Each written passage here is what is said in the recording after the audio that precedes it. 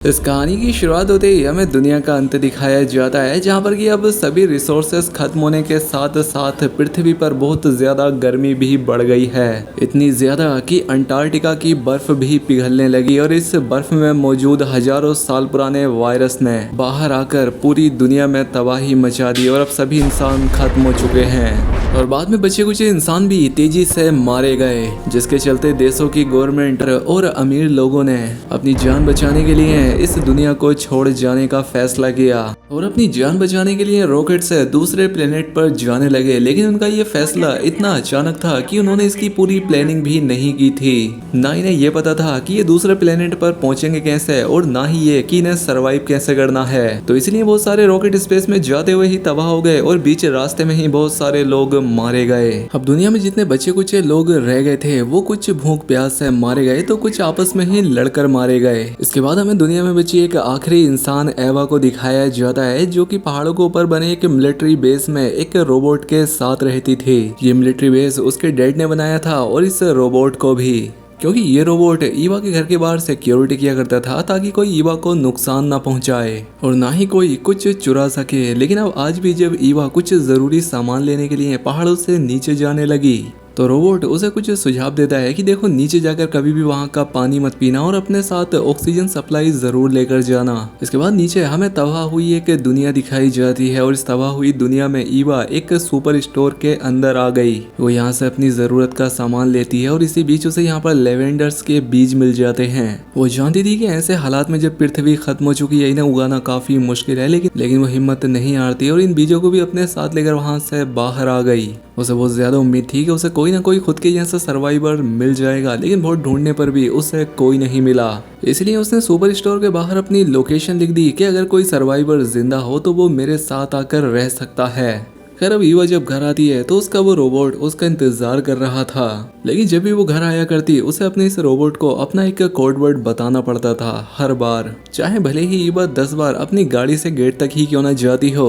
एक बार तो ईवा बहुत ज्यादा परेशान भी हो जाती है और वो इस रोबोट को गलत पासवर्ड बता देती है, जिससे ये रोबोट उसके ऊपर एक गन तान देता है। इसलिए ईवा खुद को बचाने के लिए उसका सही पासवर्ड लगाती है और इसके बाद अपने घर चली गई। जिसके बाद वो कपड़ों सहित नहाती है ताकि नीचे का जो भी वायरस उस पर लगा हो वो धुल जाए। इसके बाद वो अपने काम पर लग जाती है। उसने अपने घर में ही एक छोटा सा ग्रीन हाउस भी बनाया हुआ था, जहाँ पर कि ये अपनी जरूरत का सामान उगाती थी, क्योंकि उसकी इस अकेली जिंदगी में और कुछ करने के लिए था भी नहीं।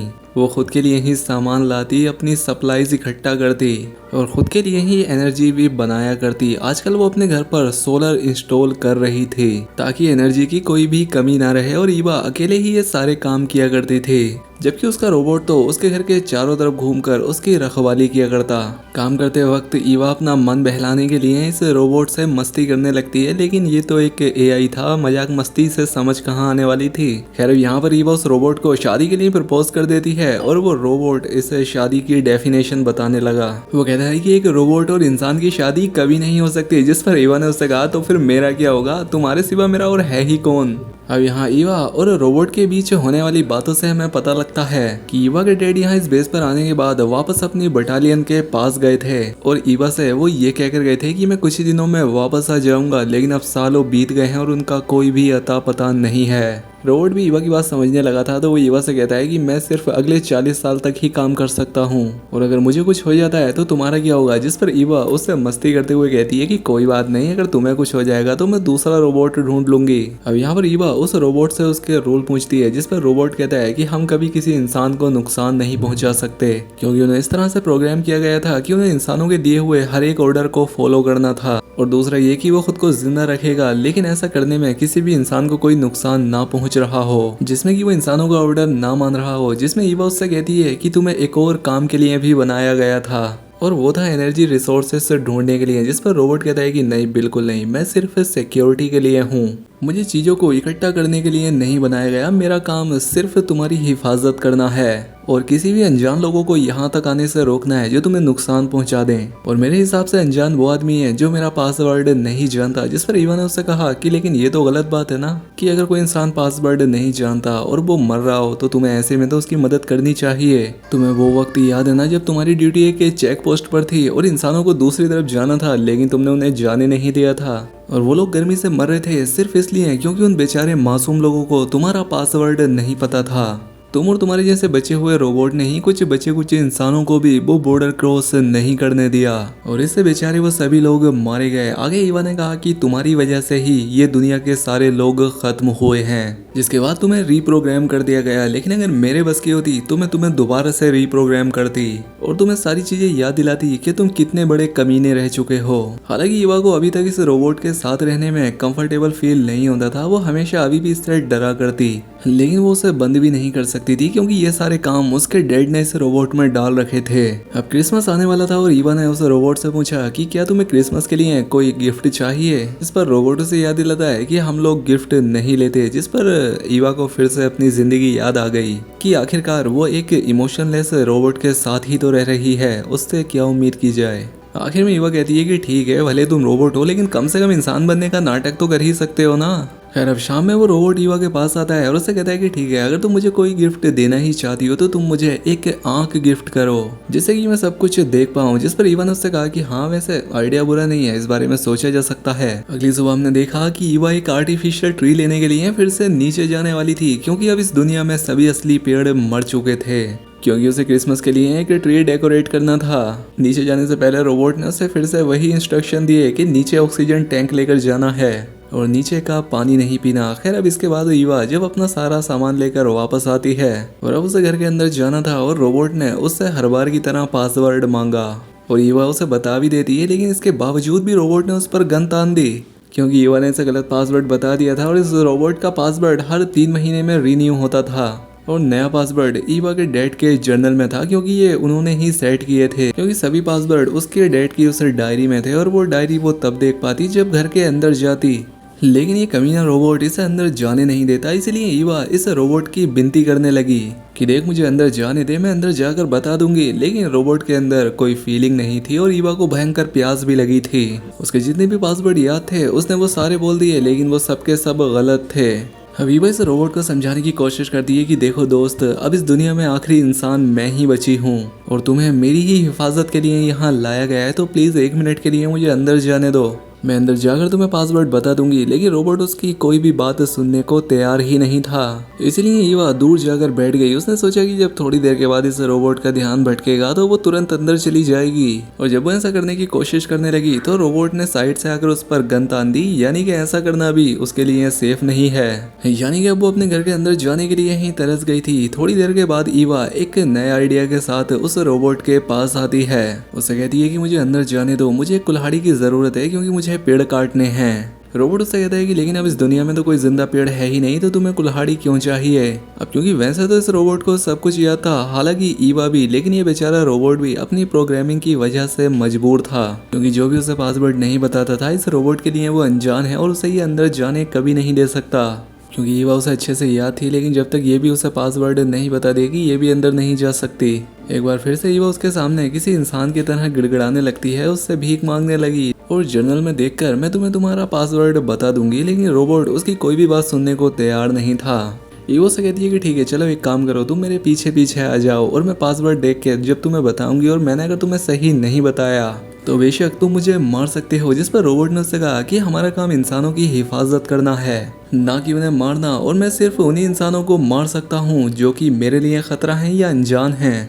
ईवा ने इस रोबोट की हरकतें देखकर अब ट्राई करना भी छोड़ दिया और पूरी रात अपने कैंप के बाहर ही बिताई। उसने सोचा कि वो रात में चुपके से अपने कैंप के अंदर चली जाएगी, लेकिन रात में भी यह रोबोट अपनी जगह से हिल ही नहीं रहा था। अगली सुबह ईवा का भूख प्यास से बुरा हाल था। अब उसे हर हालत में अंदर जाना था, इसीलिए उसे एक नया आइडिया आया। अपने कपड़े पहने और अपना मुंह ढककर उस रोबोट के पास गई। उस रोबोट से कहा कि मैं एक रिफ्यूजी हूँ और मुझे तुम्हारी हेल्प चाहिए। उसने उस रोबोट को बताया कि रोबोट के रूल्स के मुताबिक तुम्हें मेरी मदद करनी चाहिए और कोई भी रिफ्यूजी दूसरी जगह पर आकर बड़े ही आराम से पनाह ले सकता है अगर उसे अपने देश में खतरा हो। जिस पर रोबोट उसे पूछता है, अच्छा तो तुम किस तरह के रिफ्यूजी हो, डिजास्टर रिफ्यूजी या फिर पॉलिटिकल रिफ्यूजी। ये बात जानती थी कि डिजास्टर रिफ्यूजी को दूसरे देशों में आना नहीं पड़ता, तो इसलिए ईवा ने कहा कि मैं एक पॉलिटिकल रिफ्यूजी हूँ, यानी कि उसका कहने का मतलब था कि वो एक ऐसे देश से आई है जहाँ पर जंग चल रही है। जिस पर रोबोट उससे कहता है कि ठीक है मैं तुम्हारी बात मान लूंगा, लेकिन तुम्हें पीछे से घूम कर आना होगा। क्योंकि वो उसे पूरी तरह से स्कैन करना चाहता था। इसलिए ईवा उसकी बात मानकर पीछे गई और जब वो वापस आई तो उसने अपना हुलिया फिर से ईवा जैसा बना लिया। और यही इसकी गलती हो गई थी। जब रोबोट इसका हुलिया स्कैन करता है तो वो इसे रिफ्यूजी नहीं लगी और इसीलिए रोबोट ने इसे पनाह देने से फिर से इनकार कर दिया। तीसरी बार ईवा जब अपने असली हुलिये में रोबोट के सामने आई तो रोबोट ने उसे देखते ही कहा कि अभी थोड़ी देर पहले यहाँ पर एक अनजान शख्स और एक रिफ्यूजी आया था, लेकिन मैंने उसे भगा दिया। यहाँ पर ईवा को लगा कि शायद अब रोबोट को कुछ नई बातें याद आ रही हैं, तो इसलिए ईवा उसे कहती है कि चलो ठीक है, तो फिर इस बार तुम मुझे अंदर आने दो। लेकिन इस बार भी रोबोट ने उससे फिर से पासवर्ड मांग लिया।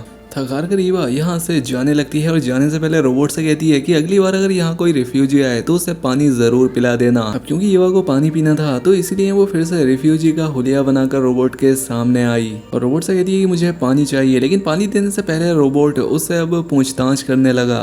रोबोट उससे डॉक्यूमेंट्स मांगने लगा, जिस पर ईवा उस पर गुस्सा होती है कि तुम पागल हो, मैं जंग के मैदान से भाग कर आई हूँ, रिफ्यूजी हूँ मैं, ऐसे में मेरे पास डॉक्यूमेंट कैसे हो सकते हैं। जिस पर रोबोट कहता है कि चलो ठीक है, लेकिन तुम्हें एक बात जरूर बतानी होगी कि तुम हमारे देश में रहना क्यों चाहती हो। तो ईवा ने झूठी स्टोरी बताई कि मेरे पेरेंट्स मारे गए और मैं अकेली रहती थी, मेरी जान को भी खतरा था, इसीलिए अब मैं यहाँ आ गई। तंग आकर वो रोबोट से दोबारा पानी मांगती है, जिस पर रोबोट उससे कहता है कि ठीक है, मैं एक रिफ्यूजी को तभी पानी दूंगा जब मैं पहले ईवा को पानी पिला दूंगा और ईवा को मैं पानी तब दूंगा जब वो मुझे अपना पासवर्ड बता देगी। लेकिन पासवर्ड ही तो ईवा को याद नहीं था, इसलिए एक और रात उसे यहाँ बाहर बितानी पड़ी। भूख और प्यास से उसका शरीर अब बहुत कमजोर पड़ चुका था, इसलिए सुबह होने पर वो रोबोट के सामने गिड़गिड़ाने लगी कि प्लीज तुम मुझे थोड़ा सा पानी दे दो या सिर्फ कुछ ही सेकंड के लिए मुझे अंदर जाने दो। लेकिन रोबोट उससे कहता है कि मुझे माफ करना, मैं तुम्हारी कोई मदद नहीं कर सकता, हालांकि मैं तुम्हारी मदद कर भी देता अगर मुझे ऐसा लगता कि तुम दुनिया की आखिरी इंसान हो। लेकिन कल ही मेरे सामने एक रिफ्यूजी और एक अनजान लड़की आई थी और अब ऐसे में मुझे दो और लोग जिंदा मिलने की वजह से तुम्हारी कद्र अब कम हो गई है। यहाँ पर ईवा के शरीर में बिल्कुल भी ताकत नहीं बची थी कि वो उस रोबोट से और बहस करती। वो यहाँ से परेशान होकर आगे बढ़ने लगी तो रोबोट उस पर तरस खाकर कहता है कि आगे ही एक पावर प्लांट है और ऐसा हो सकता है कि शायद वहाँ पर कोई इंसान हो, क्योंकि उसके चलने का पता अक्सर मुझे लगता है, और अगर वहाँ इंसान होंगे तो वहाँ पानी और खाने का भी इंतजाम जरूर होगा। और अब इसलिए ईवा बिना कुछ सोचे समझे उस जगह के लिए बढ़ गई। उसके ऑक्सीजन सिलेंडर में अब ऑक्सीजन भी बहुत कम था, बाकी ऑक्सीजन सिलेंडर उसके घर के अंदर थे, लेकिन बावजूद इसके भी वो उस पावर प्लांट तक जाती है। ये पावर प्लांट काफी गहरा था और ईवा को इसमें उतरते हुए भी बहुत वक्त लगा, लेकिन अच्छी बात ये थी कि अंदर जाने पर उसे कुछ पानी की बोतल्स मिल जाती हैं। ईवा ने जल्दी से अपने ऊपर से अपना ऑक्सीजन सिलेंडर उतारा और एक कुल्हाड़ी से दरवाजा तोड़कर जल्दी से अंदर चली गई। और यहाँ आकर इसने देखा कि अंदर मौजूद पानी की सभी बोतल्स खाली हैं। एक और बुरी चीज ईवा के साथ इस प्लांट में आने से ये हुई कि इस प्लांट से रेडिएशन निकल रही थी जो कि ईवा को नुकसान पहुंचा सकती थी और अब वो इसके शरीर से लग भी चुकी थी। अब अपनी बची कुची ताकत ईवा वापस अपने कैंप आने में लगा देती है और अब आखिरी प्लान उसके दिमाग में ये था कि कैंप के अंदर जाने के लिए वो इस रोबोट को ही मार देगी। अपनी जान बचाने के लिए वो अपनी गाड़ी को उस रोबोट के ऊपर ही चढ़ा देती है, लेकिन पता ये लगता है कि ये रोबोट बहुत ही मजबूत लोहे से बना था। गाड़ी के उस रोबोट में टकराने से इसकी गाड़ी में ही आग लग गई, लेकिन उस रोबोट को कुछ नहीं हुआ। अगली सुबह हमने देखा कि ईवा की हालत बहुत बुरी हो चुकी थी और उसके पास अब चंद ही सांसें बची थी। मरने से पहले जो उसके पास लेवेंडर के सीड्स थे वो उन्हें जमीन में गाड़ देती है, इसी उम्मीद में कि शायद कभी ना कभी ये उग जाएंगे। अब उसे यहाँ देखकर उसका रोबोट उसके पास आता है और रात में होने वाली हर एक चीज की रिपोर्ट उससे देता है कि कल रात किसी अनजान शख्स ने मुझे मारने की कोशिश की थी। ईवा उसकी किसी बात पर ध्यान नहीं दे रही थी और उससे पानी मांग रही थी, लेकिन रोबोट उससे कहता है कि अब इस जगह पर हमले होने लगे हैं और मैं अपनी ड्यूटी नहीं छोड़ सकता। अब ईवा को डिहाइड्रेशन और भूख की वजह से हेलुसिनेशन होने लगते हैं, ऐसी चीजें जो कि उसके साथ हो ही नहीं रही थी। वो अपने आप को अच्छे कपड़े पहनकर एक अच्छी दुनिया में देख पा रही थी। अगली हेलुसिनेशन में वो ये देखती है कि जैसे उसके डैड उसे पानी पिलाने के लिए आए हैं, लेकिन होश आने पर वो देखती है कि सामने उसका वो रोबोट ही था जो उससे पासवर्ड मांग रहा था। लेकिन ईवा के अंदर बोलने की भी अब ताकत नहीं बची थी। रोबोट उससे कहता है कि अगर तुम मर गई तो मेरा पासवर्ड ऑटोमेटिकली रीसेट हो जाएगा। ईवा उसकी बात पर ध्यान नहीं देती और उससे अपनी आखिरी विश कहती है कि मेरे मरने के बाद कि तुम मेरे लेवेंडर के सीड्स को पानी देते रहना, और ये कहते ही वो मर जाती है और रोबोट ने अपना नया पासवर्ड लेवेंडर सेट कर लिया। और इस हरामखोर रोबोट की वजह से अच्छी खासी लड़की मर गई और इस कमीने को कोई दुख भी नहीं हुआ, क्योंकि ये सिर्फ एक आर्टिफिशियल इंटेलिजेंस थी। जिससे दोस्तों सीखने को सिर्फ यही मिलता है कि ये आर्टिफिशियल इंटेलिजेंस कभी भी इंसानों जैसी फीलिंग्स नहीं रख सकते, कि आर्टिफिशियल इंटेलिजेंस हम इंसानों से काम करने में तो कहीं ज्यादा बेहतर हो सकती है, लेकिन लेकिन हम इंसानों के अंदर जो प्यार, मोहब्बत और एक दूसरे की मदद करने का जो स्वभाव है वो कभी भी इनके अंदर नहीं आ सकता और इस चीज़ में इंसान हमेशा इनसे आगे ही रहेंगे।